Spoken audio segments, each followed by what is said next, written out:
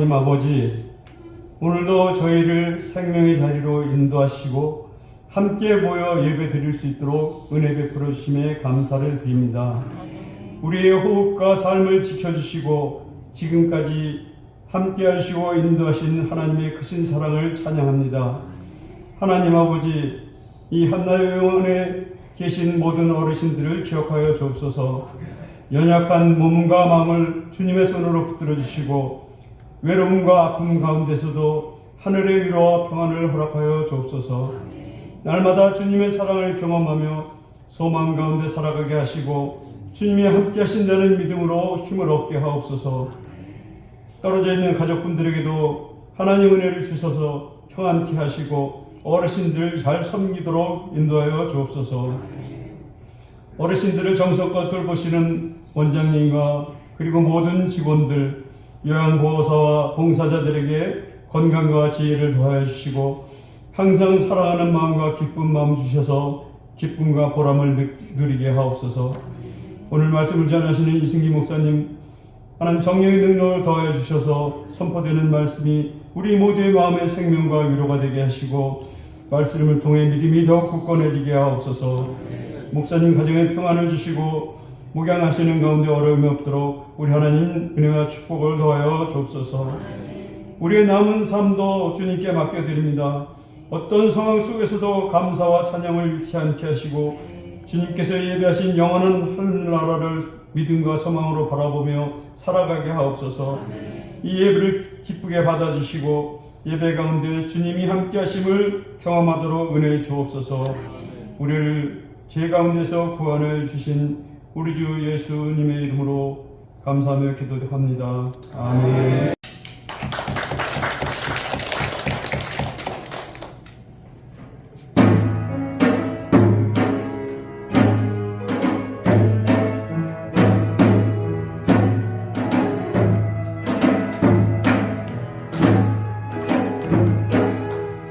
하나님은 아버지라 부르는 자는 좋은 일이 있으리라.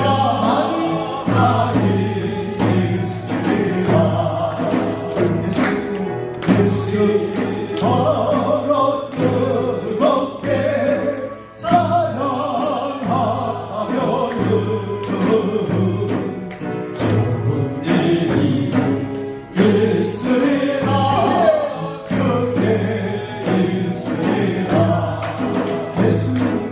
예수님은 보조하 부르는 자는 좋은 일이 있으리라. 많이 있으리라. 우리 서로 뜨겁게 사랑하면은 좋은 일이 있으리라. 그게 있으리라. 3절은 같이 할까요? 성령님의 인도를 구하라. 성령님의 인도를 구하는 자는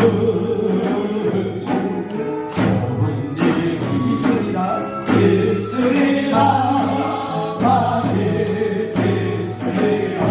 우리 서로 뜨겁게 사랑하면은 좋은 일이 있으리라. 그게 있으리라.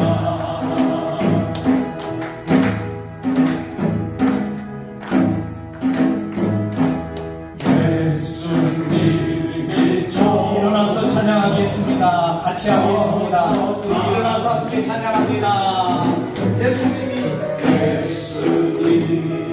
좋은 것 어떻다. 세상에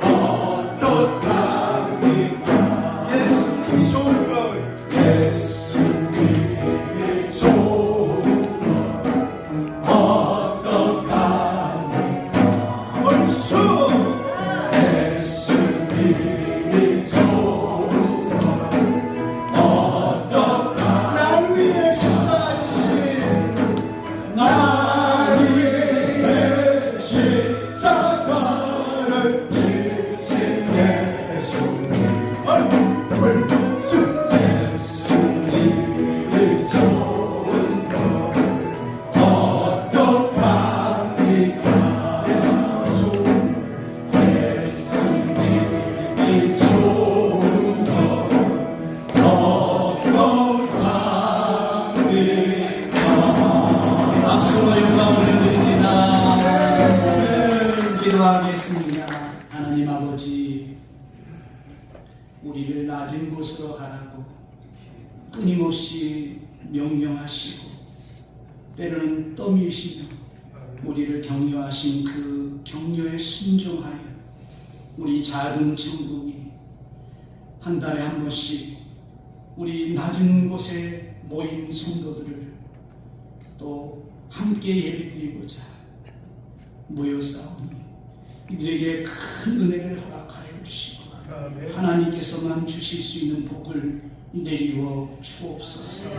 은혜를 함께 나누게 하시니 참으로 감사드리며 예수님의 이름으로 기도합니다. 아멘. 사려 경례 감사합니다. 신한 사람들도 있습니다. 그들 중에 이름이 바뀐 사람들이 몇 있죠. 우리가 잘 알고 있는 것처럼 아브람, 아브라함, 그의 아내인 사레,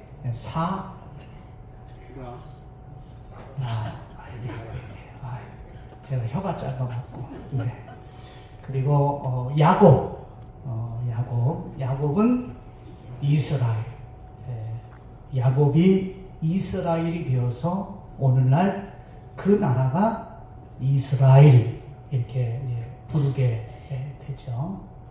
제가 신학을 하면서 사도 바울을 전공했는데 사도 바울은 처음에 이름이 사울이었는데 이제 이름이 바뀝니다.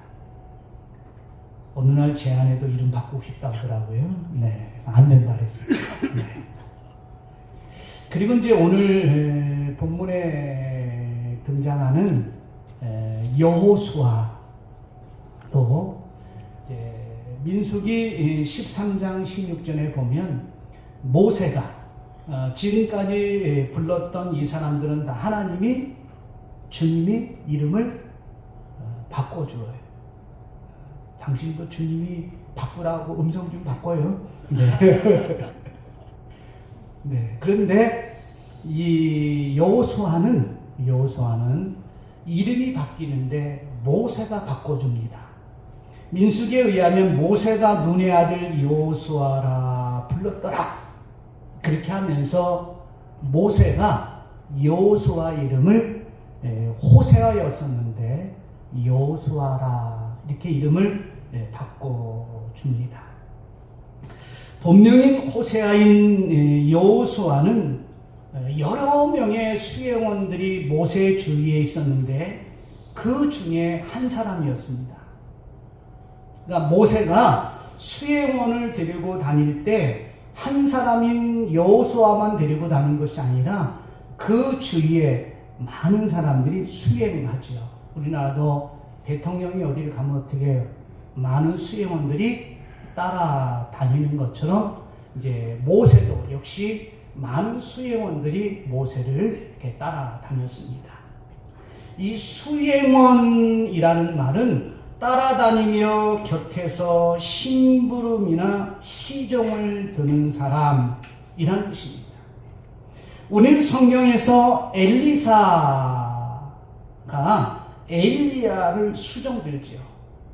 그리고 마가 요한이 바울을 수행하는 것을 볼 수 있습니다.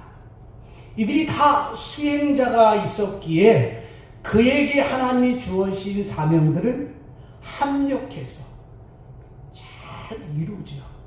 여러분, 모세도 훌륭하고요. 바울도 훌륭합니다. 엘리야도 훌륭하고요. 그러나 수행원들의 몫은 더 중요하다고 생각을 합니다. 그런데 이 수행원들이 자기가 수행하는 사람들을 따라다니면서 자신의 직분이, 지금 수행원의 직분이 두 가지의 직이다라는 것을 염두에 두었다는 거예요. 하나는 섬기는 일이다 라는 것을 잊어버리지 않았다는 거예요. 두 번째는 남을 위해 봉사하는 직이다 라는 것이 수행원이라는 거예요. 한번 따라 하실까요?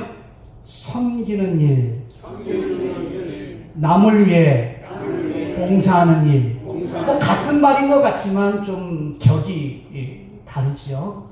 수행원은 항상 자신의 직분은 섬기는 일이고 남을 위해 봉사하는 일이다 라는 것을 철저하게 몸으로 익힌 사람들입니다.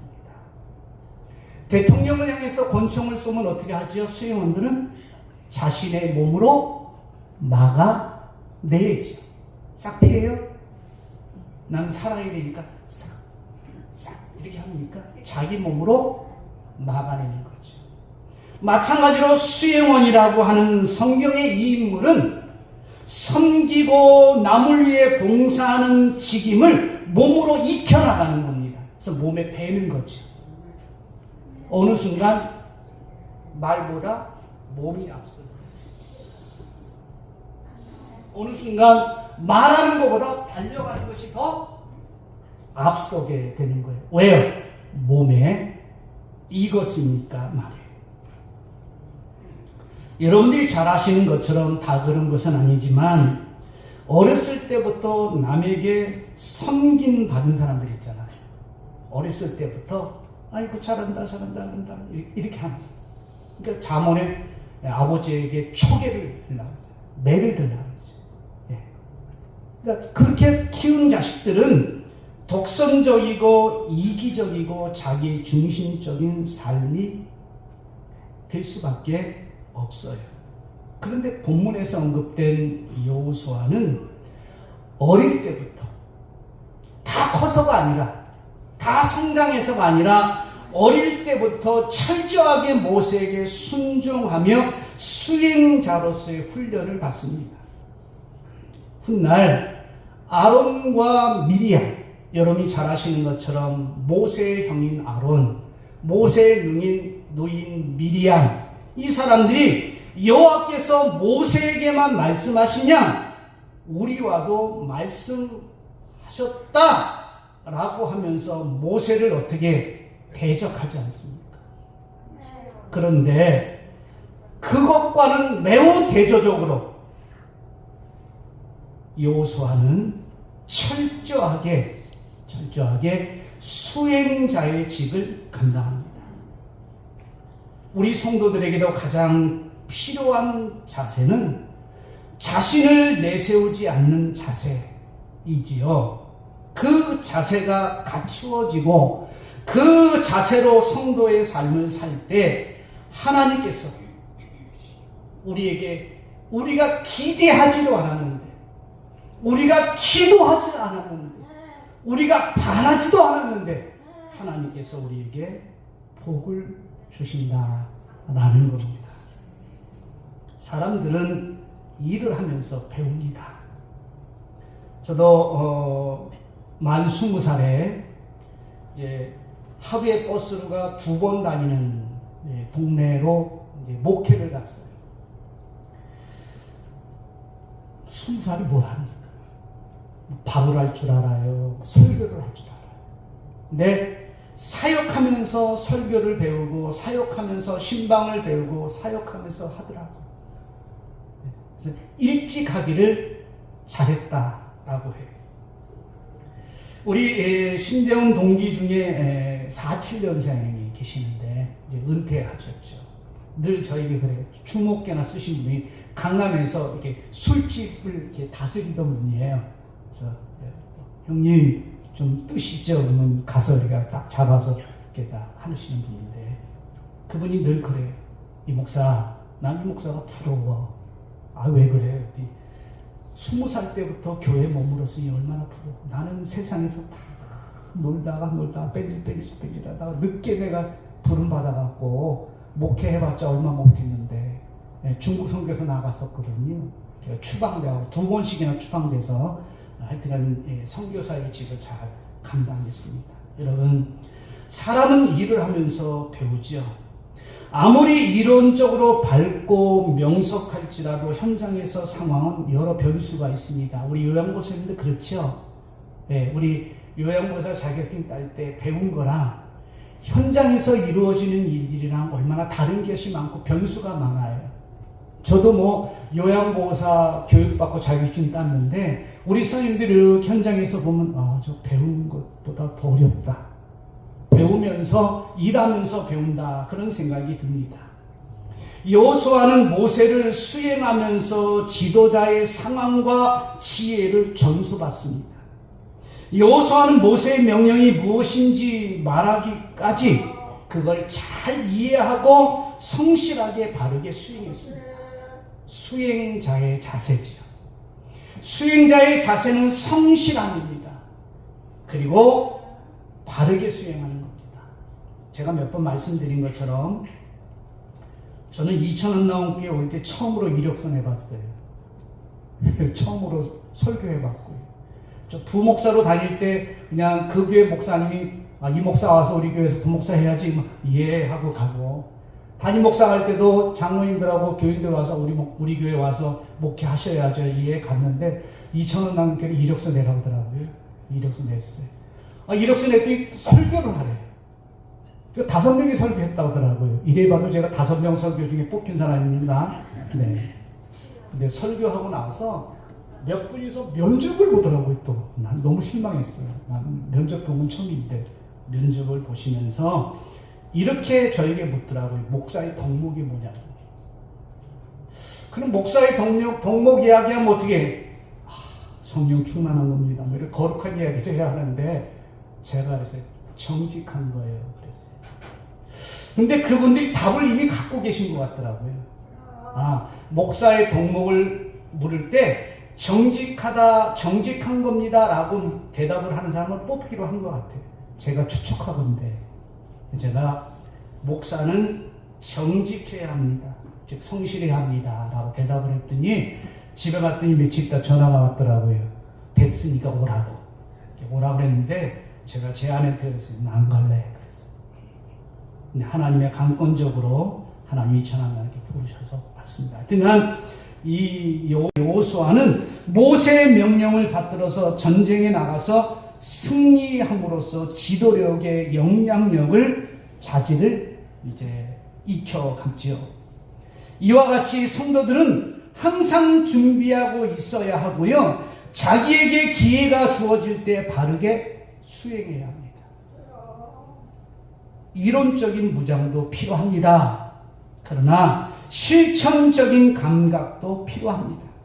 모세는 여호수아에게 이런 훈련을 시킴으로 지도자로서의 역량을 중대시켰던 것이고요. 여호수아는 성실하게 그러게 바르게 훈련에 임했습니다. 배움에 있어서 가장 중요한 배움의 방법은 함께 생활하고 함께 동행하는 겁니다. 그래서 공동체가 어렵습니다. 그냥 삶은요 굉장히 어렵습니다. 제가 이제 부목사를 마지막 했던 교회가 서울시 은평구에 있는 제1영광교회라는 교회인데, 이 교회 목사님이 개척을 하시고 은사를 받아서 은사운동을 퇴직하실 때까지, 은퇴하실 때까지 했던 교회예요. 아이들도 막 방언을 해요. 수련회 가면 난리가 나요. 그냥 뭐 정신이 없어요. 근데 제가 이제 중고등부 청년부 특화된 목사니까 제가 부목사 하면서 중고등부를 지도했어요. 부목사 하면서 중고등부 지도하니까 굉장히 힘들거든요. 한 교구가 400명이고 중고등부가 200명인가 600명을 해야 돼요. 부목사인데. 그런데 이제 수련회 갔다 오고 이제 방학 때 우리 고등부에 있는 친구가 저에게 왔어요. 목사님, 제가 목사님을 하루 일과가 목사님이 어떻게 보내신지를 따라가고 싶습니다. 그러더라고요. 그래서 그래? 그럼 내일 새벽 4시에 교회 와. 4시. 왜요? 나 4시에 교회 가니까 4시에 와. 그래서 4시에 이제 엄마한테 깨워달라 그래서 4시에 왔어요. 그래서 4시부터 제 일과를 따라다니는 거예요. 여러분, 이제 하루에 10집을 신방해야 할 원칙이 우리 교회에 주어졌어요. 부목사들에게는 하루에 10집을 신방하고 보고서를 내야 돼요. 그러니까 어떻게 해서든지 10집을 가야 되는 거예요. 갔든지 또 가고 갔든지 또 가고 그러기도 해요. 어떤 권사님은 지혜로워서 목사님 우리 집에 신방했다 그러고 한잔 주무시고 가세요. 그런 분도 있습니다. 예. 그러니까 그래서 10집을 해야 하니까 어떻게 해? 새벽기도 끝나고 신방하는 집도 있고요. 아침을 같이 먹으면서 신방하는 집도 있고, 신방이 오르니까 어떻게 직장을 가요. 점심시간 나와. 그리고 점심 같이 먹으면서 신방하고요. 저녁 퇴근하면 신방하고 해서 10집을 하는데, 이 학생이 이제 새벽 4시부터 한 밤 9시까지 같이 따라다니는 거예요. 지쳤어요. 그래서 목사의 삶이 어떤지를 경험한 거예요. 그리고는 이제 더 이상 따라다닐 수 없대요. 그 친구가 목사가 되는지는 모르겠어요. 함께 살고 함께 동행하고 함께 생활한다는 것은 우리에게 배움이 있어서 가장 좋은 방법이죠. 여호수아는 모세와 함께 생활하고 동행함으로써 훈련을 받았습니다. 여호수아는 다른 사람들과 달리 모세가 시내산의 십계명을 받으러 올라갈 때도 함께했던, 동행했던 사람입니다. 여기에 모세는 여호수아를 후계자로 키우고자 준비하지 않았는가, 저는 그렇게 생각합니다. 어떤 곳이든지 모세와 함께 하려고 하는 일편단심이 여호수아의 신앙이었죠. 여러분, 좋은 지도자를 만나는 건 교회 복입니다. 그리고요, 목사도요, 좋은 교인들을 만나는 것도 복입니다. 좋은 목사가 있는데 좋은 성도가 없으면 그 교회 꼴이 안 됩니다.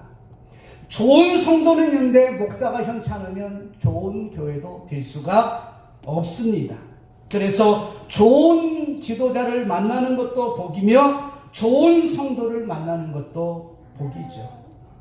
그런데 좋은 지도자를 만날지라도 그 지도자를 따르는 본인의 자세 또한 중요한 것입니다. 여호수아는 모세를 따름에 있어서 변함이 없었습니다. 시종일관 모세를 섬겼죠. 만약 여호수아가 자신의 사역을 중시했다면, 나는 언젠간 모세를 밟고 내가 지도자가 될 거야 라는 사역이 있었다면 아마 게하시와 같은 사람, 가룟 유다와 같은 사람이 될 수 있었을 것입니다. 그렇게 타락했을 거예요. 여호수아는 오직 모세를 섬기는 것을 하나님의 뜻으로 알고 그에게 여러 상황에 봉착한 일이 많았지만 여호수아는 흔들리지 않았어요. 여호수아의 곁에 수많은 반역자들이 따라다녔지요. 심지어는 그를 살해하려는 위험까지도 있었을 것입니다. 그러나 여호수아는 그들과는 추워도 관계하지 않았습니다. 여러분, 나쁜 일에 관계하지 않으시기를 축원드립니다. 선한 일을 지지하고 선한 일을 따라야지, 나쁜 일, 음모를 함께하고 동참하면 그거 하나님이 싫어하신다는 것을 기억하셔야 합니다. 모세의 수행원으로서 여호수아는 모세를 잘 섬겼습니다. 모세가 시내산 정상에 올라간 사이에 여호수아는 오늘 성경에 보면 회막에, 성막에 있었다라고 가리킵니다. 여호수아가 회막에 계속 머물러 있었다는 것은 이를 지키기 위한 의무가 모세로부터 주어졌음을 알 수 있습니다.